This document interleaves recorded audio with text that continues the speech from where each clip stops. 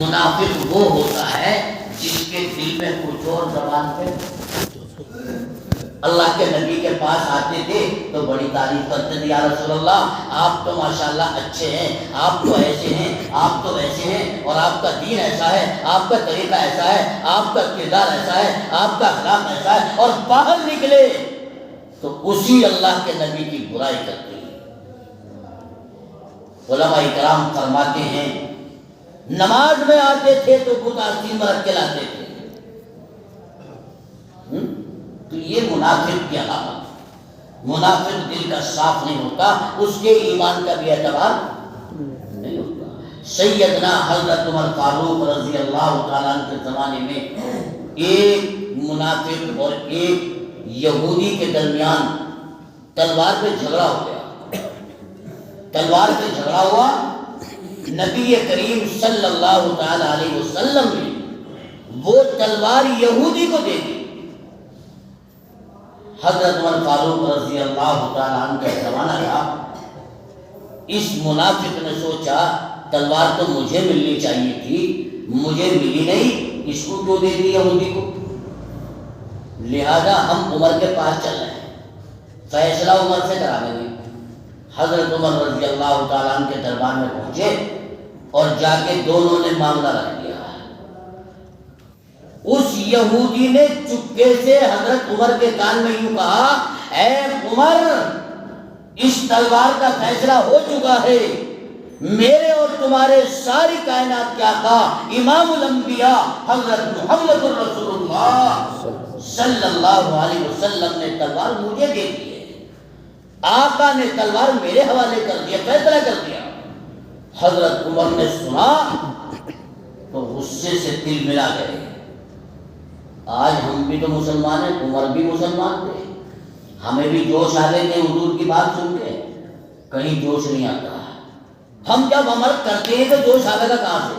بھائی دکھ تو اسے ہوگا جو اس چیز کو اپنائے گا، اس پہ عمل کرے گا، اس کو حاصل کرے گا، اس پر محنت کرے گا، اسی کو تو دکھ ہوگا.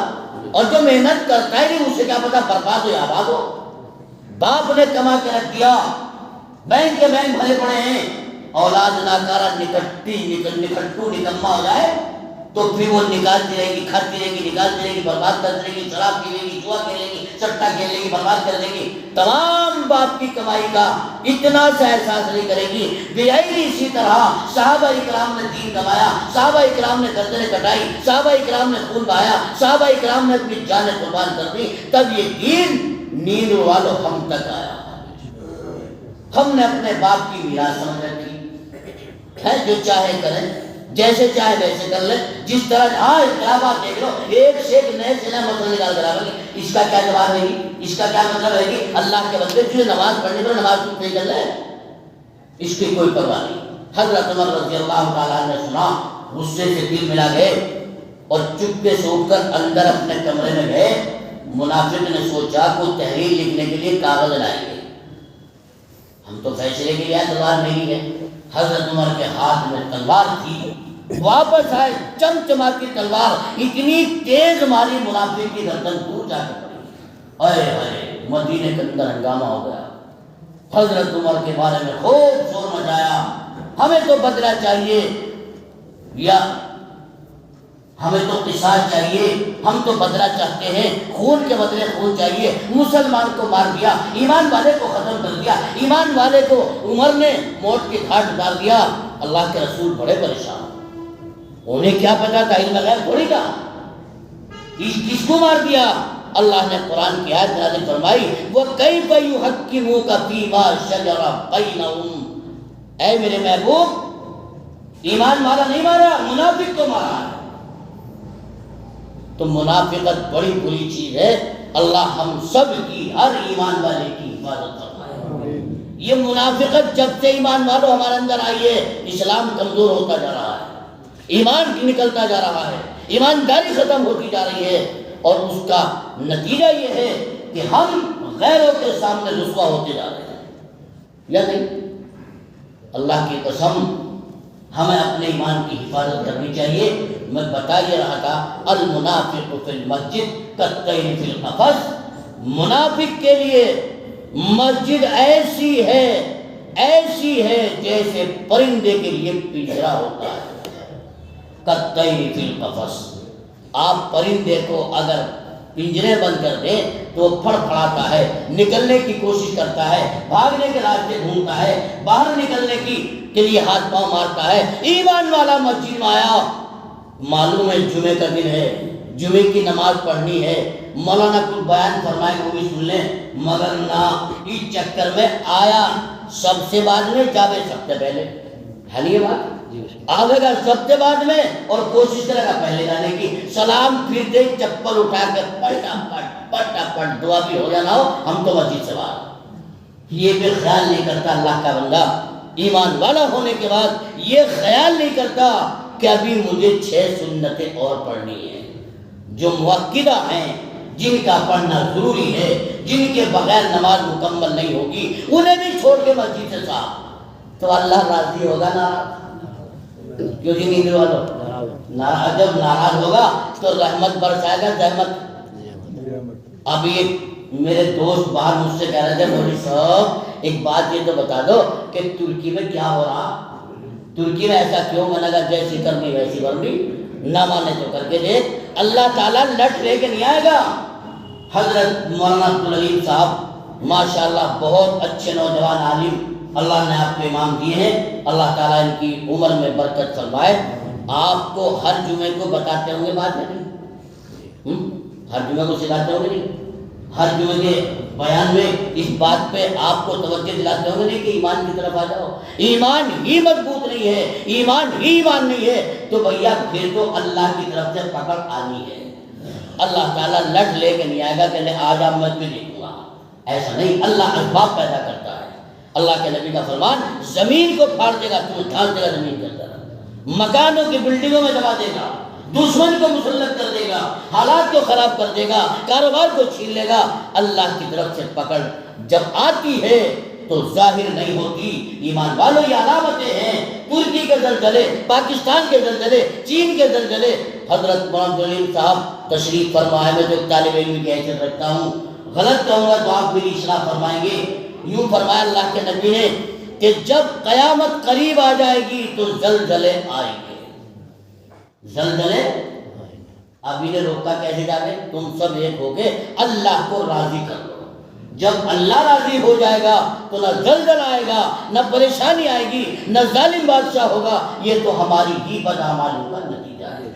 بہرحال میں کہنا کچھ اور چاہ رہا تھا، بات کسی اور طرف چلی گئی ہے، تھوڑی سی 1-2 منٹ اوپر نیچے اوپر ہو جائے تو اللہ کے واسطے برداشت کر لیجیے، ناراض مت ہوئیے، ہے یقین جانیے مجھے فرصت بالکل نہیں ہے۔ یہ تو ہمارے حافظ مطلوب صاحب ہماری بستی کے، انہوں نے ایک فکر ہوئی تھی، بتاؤں گا انشاءاللہ نماز کے بعد، وہ فکر انہوں نے میرے اندر بھی پیدا کی اور اس فکر کو لے کر میں حاضر ہوا۔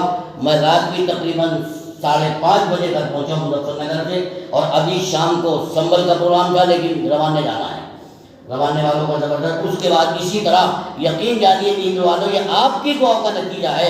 آپ نے میرے چھوٹے چھوٹے سبق سنے، گھر میں بلایا، واز کرایا، آج اللہ نے آپ کی برکت سے، آپ کی دعاؤں سے ہندوستان کے صدر صوبوں تک پہنچا دیا۔ یہ آپ کی دعاؤں کا ثمرہ ہے، اللہ آپ کو جزائے خیر عطا فرمائے۔ تو بتا یہ رہا تھا، میں نے ایک آیت پڑھی تھی، یا ایھا الذین آمنوا ان تنصروا اللہ ینصرکم، اللہ نے کہا ایمان والو میری مدد کرو۔ کیا کہہ رہے اللہ میاں؟ دوڑے بولو، میری مدد کرو۔ کس کی؟ میری نہیں، ان تنصروا اللہ۔ آئے ہائے کتنی عجیب بات ہے۔ آپ کہو گے امانت اللہ ثانی، دنیا کی مدد تو اللہ کرے نہیں، جب پریشانی آتی ہے، بیماری آتی ہے، ہم دعا کریں اللہ تو مدد کر دے، اے اللہ تو مدد کر دے، اے اللہ تمہاری اور اللہ کہہ رہے ہیں میری مدد کرو۔ یہ کیا بات ہو گئی؟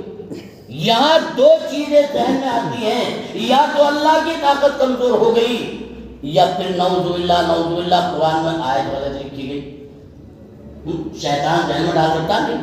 ان تنصر اللہ، تو میرے پیارو قرآن کو سمجھنے کے لیے کان خلقہ القرآن، اگر قرآن کو سمجھنا ہے تو اللہ کے نبی کی بارگاہ میں چلو، حضور تو سمجھائیں گے اسے۔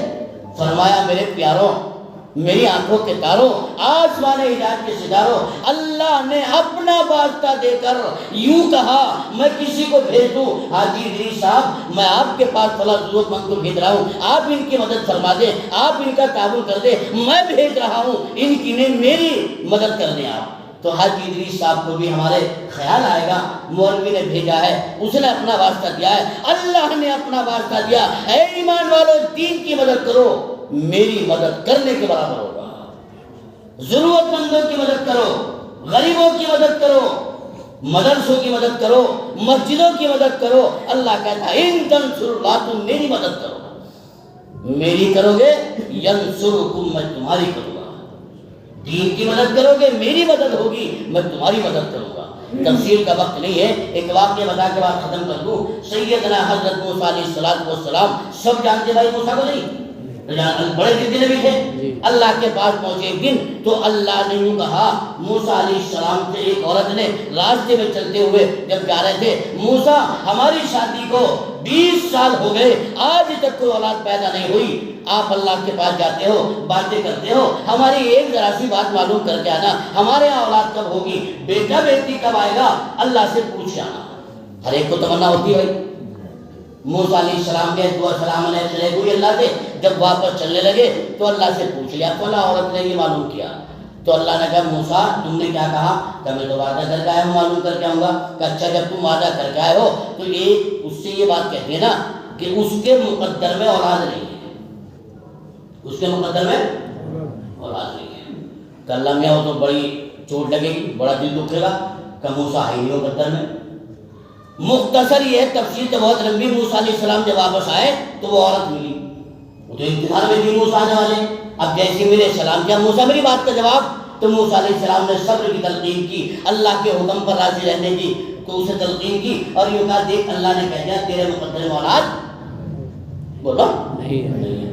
بڑی چوٹ لگی، بڑی پریشان گھر میں چلی گئی۔ ایک دن ایک اللہ والا فقیر، یہ نہیں جو ہمارے گلیوں میں گھومتے بنایا گیا، بنا مسجد بند نہیں، میں پریشان ہوں ڈھونگ، یہ نہیں، اللہ والا ہوتا ہے۔ اللہ والے نے ایک صدا لگائی، اس کے دل پر چوٹ لگی تھی، اللہ کو اس کی چوٹ کا احساس ہوا، اللہ کو پیار آیا، اسباب پیدا کر دیا، اور یوں کہا اس اللہ والے نے ہے کوئی اللہ کا بندہ یا بندی مجھے ایک روٹی کھلا دے، اللہ ایک بیٹا دے دے، اسے دو روٹی دے دے، اللہ 2 بیٹے دے دے۔ وہ عورت گئی، ڈلیا اٹھائی، 3 روٹی رکھی تھی، سالن رکھا اور ان کے سامنے پیش کر دیا۔ اللہ والے نے روٹی کھائی، اور روٹی کھانے کے بعد آسمان کی طرف کو منہ اٹھایا، ہاتھ پھیلائے اور یوں کہا او میرے رب، اس نے تیرے نام پر مجھے 3 روٹیاں کھلائی ہیں، میں تجھ سے بھیک مانگتا ہوں اللہ اسے 3 بیٹے عطا فرما۔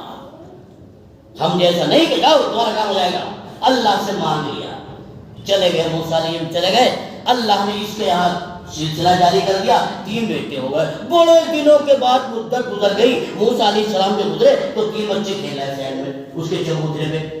موسیٰ نے دیکھا بچے کس کے ہیں؟ کہا کہ اسی عورت کی، اسی گھر والے کے ہیں۔ ایمان سے بتاؤ موسیٰ کا پڑھائی ہوگا نہیں؟ موسیٰ علیہ السلام کا پڑھائی ہو گیا، اللہ کے پاس پہنچے، سیدھے سلام علیکم تو ہو گئی، کہنے لگا نا میں ایک بات بتا، مجھ سے جھوٹ بولا؟ نعوذ باللہ من ذالک، اللہ جھوٹ بول سکتا ہے؟ موسیٰ علیہ السلام کی بات کو اللہ سمجھ گیا، علیم بذات الصدور ہے، علیم خبیر ہے، ہر چیز کی خبر رکھتا ہے۔ کہ موسیٰ تمہاری بات کا جواب تو ہم بعد میں دیں گے، ہمارا ایک کام کر دو، اور قلب پہ تالا بند کر دیا موسیٰ کی، سوچنے کا کام ختم، ہمیں انسان کا گوشت لا دو۔ تو موسیٰ علیہ السلام کا انسان کا گوشت؟ کہ بالکل انسان کا گوشت۔ اتنا لمبا چھڑا اٹھایا، اتنی بڑی تشتری اٹھائی اور سارے بھاگے تھے، پہلے یہ گوشت کے اللہ مگا، بس موسیٰ مطلب کمزور آدمی، کسی نے کہا بیمار ہو، کسی نے کہا شام تک تھکے گوشت نہ ملا، واپس گئے، کہنے لگے اللہ میں ایسی چیز تو مانگتا نہیں مل جاتی، بولا گوشت کون کٹوائے بیٹھا؟ سب نے منع کر دیا۔ حالانکہ موسیٰ بھی کہہ سکتے تھے میں انسان ہوں، میں نبی ہوں، حق تو میرا پہلے، لیکن اللہ نے تالا بند کر دیا اور یوں کہا موسیٰ اچھا ایک کام کرو، فلاں جگہ جنگل میں جاؤ، ایک درخت کے نیچے بڑے میاں بیٹھے ہوں گے، بوڑھا آدمی ہے، آپ اس سے جا کے بس اتنا ہی کہنا، یہ مت کہنا میں سب میں گھوم کے آیا کسی نے نہیں دیا، بس اتنا کہنا اللہ نے انسان کا گوشت مانگا۔ موسیٰ علیہ السلام گئے اور اس سے جا کر کے کہا، اس نے کہا موسیٰ کون سے حصے کا؟ شانے کا دوں، ران کا دوں، پیٹ کا دوں، کہاں کا دوں؟ کہیں تو اللہ نے نہیں بتایا، بس اتنی بات کی انسان کا گوشت چاہیے۔ موسیٰ علیہ السلام واپس ہوئے، ہاتھ پکڑ لیا اور یوں کہا موسیٰ میرے رب نے حکم دیا، گوشت مانگا اور اس کے کہنے میں دیر ہو، ملنے میں دیر ہو، دینے میں دیر ہو۔ موسیٰ نہیں ہو سکتا ہے تھا، میرے جسم سے ایک ایک پارچہ اتار لو، پورے جسم سے گوشت کاٹ لو، اللہ کے سامنے پیش کر دینا، میرے رب کو جو پسند ہو وہ رکھ لے، باقی کو پھینک دے۔ موسیٰ علیہ السلام نے پورا جسم چھل نکل دیا، دشت بھری اللہ کے سامنے لے کر آئے۔ اللہ نے پوچھا موسیٰ تمہاری بات کا جواب یہی ہے، اس عورت کے مقدر میں اولاد آج بھی نہیں ہے، بتا موسیٰ جس نے میرے کہنے پر اپنا جسم چھلنی کروا دیا ہو، اگر وہ کوئی چیز مانگ لے اسے دینی چاہیے کہ نہیں دینی چاہیے؟ اللہ دینی چاہیے، اس نے تیرے نام پہ گوشت کٹوا دیا، بدن کو چھلنے کرا دیا۔ فرمایا موسیٰ اس عورت کے مقدر میں اولاد آج بھی نہیں ہے، میرے اسی دیوانے کی، اسی مستانے کی زبان کا اثر ہے۔ ان تنصر اللہ ینصرکم، تم اللہ کی مدد کرو، اللہ تعالی ہم سب کی حفاظت فرمائے اور اللہ مدد فرمائے۔ تو اللہ کی مدد کرنی چاہیے کہ نہیں؟ میں بھی ایک بات کہہ رہا تھا گردوارے والوں کو، ہے ان لوگوں کو کہیں آپ نے چندہ مانگتے ہوئے دیکھا؟ اور ان ملاؤں کو، مدرسے والوں کو کبھی فکر پیدا ہوئی کہ ہم مدرسے میں، ابھی ماشاءاللہ ہمارا مدرسہ بیرون بھی چل رہا ہے، یہ دین الاسلام میں بھی ہے، دارالمیوبیہ بھی ہے، یہ ادارے بھی انہوں کے اندر چل رہے ہیں، کبھی فکر ہوئی کہ ہم کبھی ان کی کھانے کی خبر لے لیں، ان کے کبھی ضرورت کی پوچھ لیں؟ نہ، وہ چندہ مانگنا ہے گے تب بھی ہم 100 روپے کی، یہ ہمارا حال ہے۔ ان تنصر اللہ، اللہ کی مدد کرو، اللہ ہماری مدد کرے گا، اللہ عمل کی توفیق عطا فرمائے۔ میں آپ کی خدمت میں کیوں آیا سلام پھیر کے بتاؤں گا، اللہ تعالیٰ عمل کی توفیق دے۔ وآخر دعوانا ان الحمدللہ رب العالمین۔ سنتیں پڑھی۔ سنتیں پڑھی۔